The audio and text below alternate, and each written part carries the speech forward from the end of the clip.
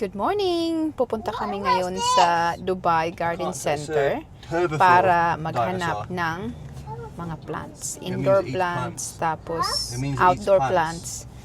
Gusto kong bumili ng mga prutas. Yung mga dwarf ba, yung mga grafted. Hi Zyramid! Can you say hello? Hello. Andito kami ngayon sa The Garden Concept naman.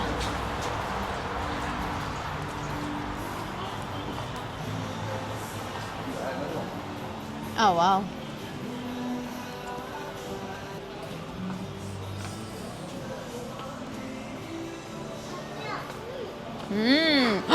Wow, very big koi fish. Very big koi fish. Careful there, there. See that? Yes, it's very big, isn't it? That's sweet. I know. Come on now, come on. Zara, we're not eating, we're looking for plants. Look at that tree now. It's a tree, isn't it? Gosh. You do it. How much is it? Dun, dun, dun, dun.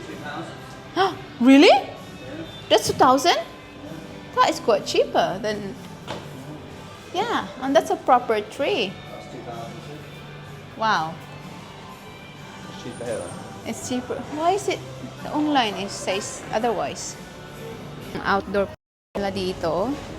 Interestingly kasi mas mura sila dito kung pupunta ka sa kanila, pero sa online mas mahal yung iba nilang plants kumpara dun sa Dubai Garden Center. So, tingnan natin dito kung mayroon tayong makita interesting na mura. Tara.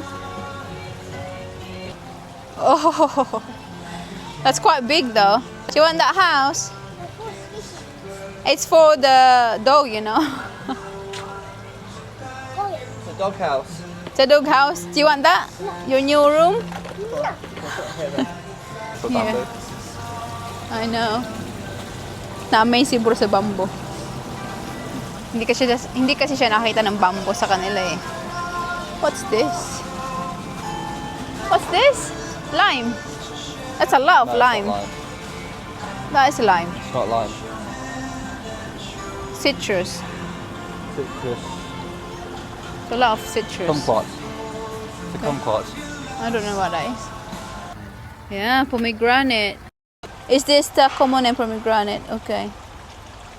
Okay, so it can have fruits that big. Do you have mangosteen? Mango? Mangosteen. Not mango, mangosteen. Oh, okay. So these are all pomegranate. This papaya, how can how tall will it start to have fruits? Not too much, like I think like the other side. Yeah. Open to not yet. But you can't trim it really, right? It will go bald. Okay, we'll have a think. This is all your fruit trees only. This one, yeah. Mango. Is that a sweet mango though? Yeah, Thailand. Thai mango. Oh, okay. So mango, pomegranate. And the citrus, and also ficus. What's this? Ficus. Is it fig? Oh yeah, fig. Oh yeah, fig. Very nice. And also we have in Chico, this one, What is it? Chico. Chico. Ah. Okay. Magandang umaga. Andito kami sa garden. Kasama ko si Ali. Tinatanim namin yung fruit trees na aming nabili. So ito pala yung aming nabili sa garden center noong Sunday. Ang papaya, syempre hindi mawawala. At meron tayong pomegranate, fig, at Thai mango. Sana matamis itong Thai mango. Ayun. So, meron na siyang hole dyan. Nilagyan ng papataba na lupa. At itatanim na ni Ali yung yung Thai mango. Meron na siyang bunga actually. Ayan. Mga grafted kasi to eh. Ito yung flower na andito noon na tinanggal namin. Pero siguro i-replant namin to doon sa may parte ng space doon. Ayan. Do you want me to hold? I'll hold it. Sorry. I'll hold it. Okay. Round. Let me see. What do you think? Okay. Maybe that way? Oh. Just look. Okay, that's way. Yeah, that better.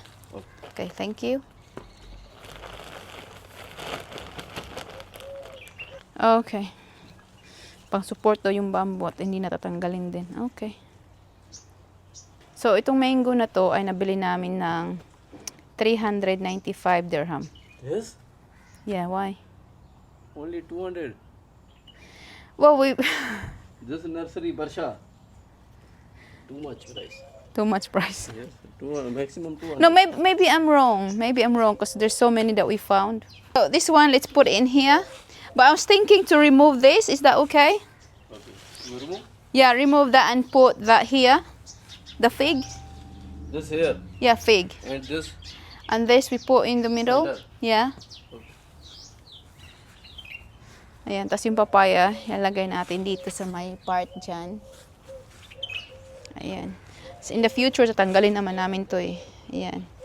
Kasi gusto namin bougainvillea dito para mas maganda ba. Napakaganda kasi tingnan ng bougainvillea dito na namumulaklak ba gaya nung nasa lake area. Meron kaming bougainvillea pero yan na lang yung natira. I don't know why, kung bakit isa lang. Diyan namin ilalagay yung lime. So meron din kaming lime na nabili. Ayan.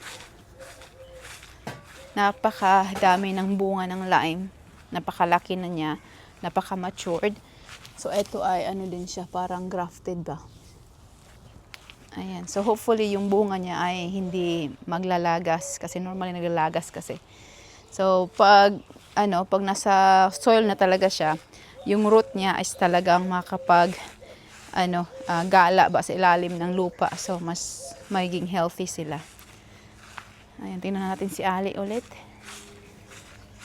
Ayan, so ang daming tubig. Ganyan pala talaga nilalagay. Alam ko na nilagay ng tubig pero grabe yung nilagay ni Ali na tubig. Ganyan pala. This center. The fig center. Yes. The big gap already. But the gap is not proportion though. No, I mean the gap. So if we put the fig here, and then we have gap, put the thing here, so it's not very close to each other. Okay. Yes, otherwise they will be so close if we're not gonna remove some of the flowery plants. Madali lang pala magbungkal kasi nga puro sand nga naman to. Maano lang siya ba? Soft lang siya. So the reason why na hindi ako nakakatulong kay Ali dahil mayroong tao dito sa bahay na nag-aayos ng aming kitchen. Chaotic sa kitchen ngayon kasi may nakita kaming leak. Etong water tank ay bago. So pinalitan namin kasi nag-leak siya. So old na pala siya talaga at nag-leak at hindi namin nakita kasi nga nung binili nga naman itong bahay, hindi nga namin siya tiningnan. Yung tiningnan namin is yung garden. So hindi namin alam na may leak siya dahil nga hindi namin natingnan yung bahay. Later na namin natingnan yung bahay. Nag-oo na kami bago namin natingnan yung bahay. But that's okay kasi hindi naman siya ganun kamahal na pinalitan yung tangke. Ito yung tangke na nag-leak. Ayan. Ayan. So, nag-leak pala siya kaya may mga molds na dyan. But we know naman, alam namin talaga na itong bahay ay kailangan talaga siya i-renovate. Lahat-lahat, tanggalin. Ayan. So, aware kami talaga. Ayan. Aware kami na ang bahay ay old. 20 plus years old na siguro ba to? Or siguro less than that. Pero napaka-old. Ito talaga yung original na bahay. Kaya marami talaga siyang problema na. Pero makikita mo naman yung mga concrete talaga na. Ayan, pure concrete talaga siya. Slab, ganun. Ang kitchen ay napaka-basic. MDF. So, papalitan namin siya. Naisip nga ni Bruce kanina na papalitan na siya. Sabi ko, huwag na kasi sayang yung pera. Kasi nga, in the future, ang plano namin ay talagang tatanggalin lahat yan. Buo yan tatanggalin. At magiging malaking living room, kitchen itong buong sala. At ayun. So, ayaw kong gumastos kami ngayon. Tapos in the future, gagastos ulit. Sayang naman yung pera. So, lilinisin ko lang siya. Linisan yung may mga leak, mga molds siguro yan. Tapos ibabalik namin yung MDF. So ito linisin ko siya. Ayan, at saka ito linisin ko din. Ayan, madali lang naman maglinis. I'm okay to do linis. Punta natin si Ali ulit. Ayan.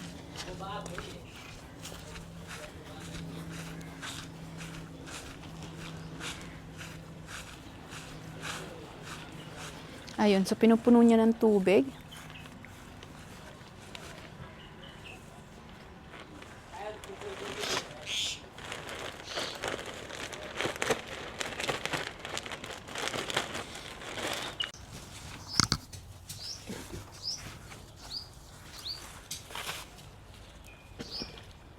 There you go. Okay. Look. Like that, yeah. Okay. Hold it. I hold it. Yeah.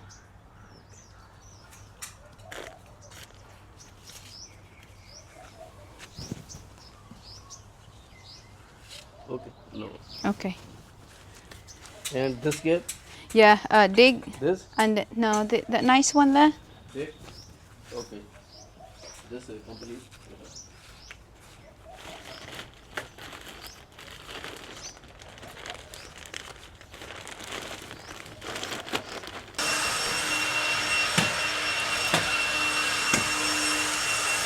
Bigat pala na ito.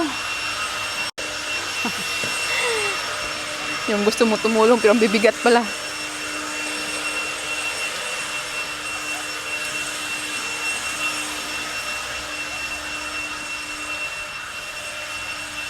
There you go. Ayan. Yep. Okay. Yeah. Wala siyang gap. Water open. Water, okay.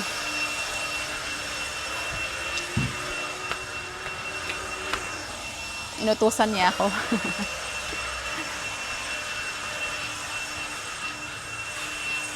Ayan. So, dapat talaga napakadaming tubig.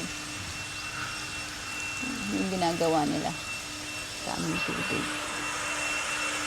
And then, we put the pomegranate in here. There. Okay. This remove. Yeah, could we remove that? And then probably we could put that under there.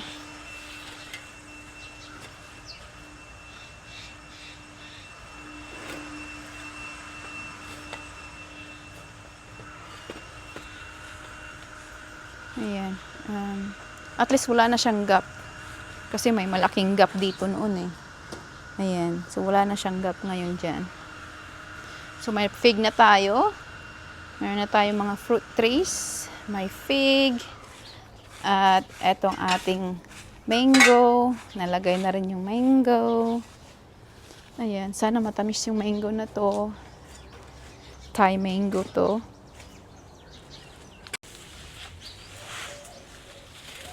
Oh no. Is it dead now? No. Sabi ni Ali, mabilis lang daw itong mabuhay. Bumalik sa dati. So, alam na alam niya yung mga halaman eh. So, dito natin ilalagay ang pomegranate na nabili. So, meron na siyang bulaklak. Ayan. So, parang bunga ata ito eh. Asan ba? Ayan. Pomegranate. Hopefully talaga i-bless ng Panginoon yung mga fruit trees na nabili natin at magkaroon siya ng maraming bunga na matatamis. Ayun, meron akong nakitang tatlong parang flower na mamumunga siguro to siya or bunga siguro. So imagine, meron na tayong maraming fruit trees dito sa garden. Ito talaga yung pinakahihintay, pinakagusto ko. Gaya ng ginawa namin doon sa bahay sa Pilipinas. At masaya ako Nagpapasalamat ako sa Panginoon na yung asawa ko ay supportive naman sa gusto ko. Basta mayroon lang siyang lime daw. Ayan yung kanyang lime. Kasi para sa kanyang beer, umiinom siya ng beer, pero yung iniinom niya na beer ngayon ay yung 0% alcohol. So yun na yung kanyang iniinom, hindi kagaya dati na talaga mahatapang. So unti-unti talaga nagbabago yung asawa ko sa awa din ng Panginoon. Kasi yung panalangin, yung prayer talaga, napaka-lakas, napaka-powerful. Basta wag lang tayong huminto sa prayer. Minsan, na-stumble tayo dahil sa distractions ng mundo, busy tayo sa ating araw-araw. So, ang nangyayari, hindi nakakalimutan nating bumalik sa Panginoon or manalangin. Pero, andyan siya parati, naghihintay lang. Kaya, ngayon, sobrang busy namin sa bahay, ang dami mga deliveries, ang dami naming binibili. So, minsan nakakaligtaan ko talaga na manalangin sa Kanya. Pero, every time na may ginagawa ko, siya yung iniisip ko. So, ayun, pag medyo bumabalik na naman sa medyo heavy yung aking puso dahil nga sa mga ginagawa sa araw-araw, hindi talaga nawala yun. Bumabalik ako sa Kanya na manalangin, na umiiyak sa Kanya dahil sa nararamdaman kong yung bigat sa puso dahil nga sa mga araw-araw na pag hindi tayo napunta sa Kanya, nakalimutan natin siya sa mga ilang araw, nagiging mabigat yung puso natin. So, basta wag lang talaga tayong makalimot sa Kanya na talagang hindi na tayo babalik, ganun. Pero hindi ko sinasabi na nagiging masama ako. Kasi napaka-importante kasi yung panalangin talaga, yung araw-araw na panalangin sa Kanya. Yung hindi pa nga kami 1 month dito, meron ng problema.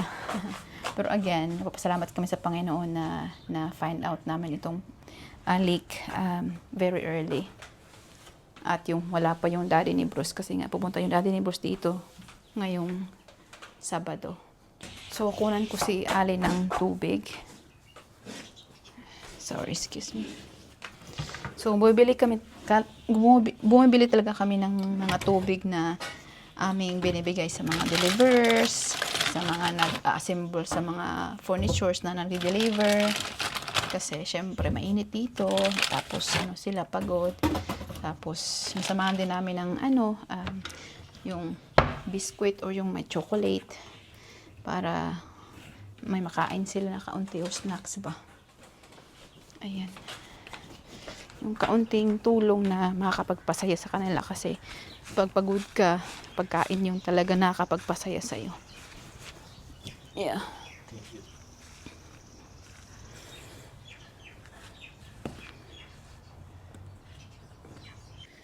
Ito na yung sitwasyon ng aming kitchen. Napalitan na yung water tank sa taas at nasarado na siya. Ngayon, makikita nyo talaga na mayroon na siyang mga peeling doon kasi talaga matagal na pala siyang naglilik doon ng paunti-unti na hindi namin alam.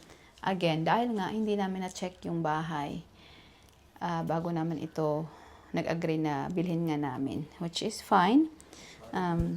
Sa awa ng Panginoon, alam nyo, hindi ako nagagalit or na-annoy sa nangyayari. I am actually thankful na again, nalaman namin to earlier bago hindi mo alam na biglang mahuhulog yung anumang mahuhulog na dyan. So, salamat sa Panginoon sa nangyari today. Ayan, so lilinisin lang natin to at mag-uumpisa na tayo dahil mamaya susunduin ko si Zaira. So, hindi ko na ipapakita yung aking pag-cleaning dahil matagalan tayo lalo. Bye!